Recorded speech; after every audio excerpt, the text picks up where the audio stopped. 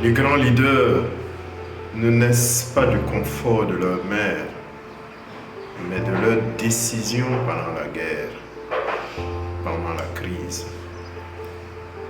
Nous sommes en crise et il nous faut sortir de la crise. Il nous faut une direction pour sortir de la crise. Et il n'y a pas de direction possible sans décision. Montrez-moi un leader qui ne prend pas de décision et je vous montrerai une équipe qui ne pose pas d'action. Je vous montrerai une équipe démotivée qui fait du surplace, qui ne sait pas où aller. Comment prendre des décisions en période de crise, me demanderez-vous? En situation normale, nous choisissons parmi plusieurs options parce que nous savons avant d'agir.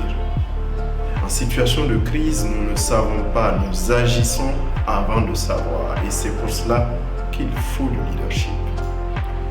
Agir, l'action, voici des caractéristiques fondamentales de tout leader. C'est pour cela d'ailleurs que dans les offres d'emploi, vous voyez souvent qu'on recherche des hommes et des femmes de décision.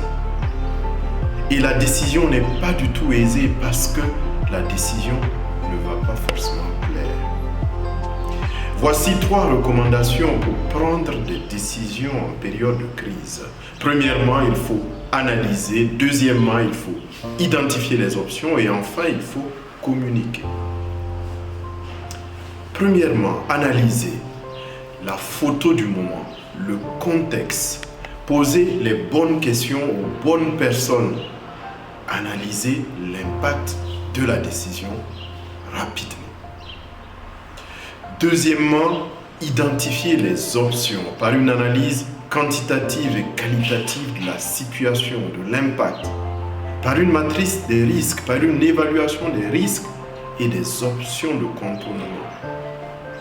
Enfin, communiquer en prenant le dessus sur l'émotionnel. En tant que leader, communiquer les décisions qui nous mettent en paix avec nous-mêmes. Selon la théorie du New York Times, si vous devez prendre une décision qui ne peut pas être en première page du journal, peut-être que ce n'est pas la meilleure décision à prendre. Et rappelez-vous que votre non d'aujourd'hui peut être le oui de demain. Et tout cela doit se faire rapidement parce que nous sommes en situation de crise.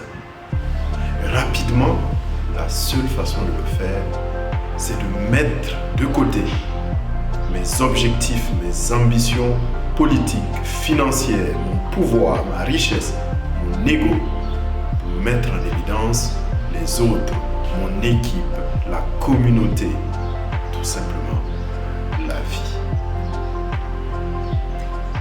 La crise passera comme le vent de l'Est.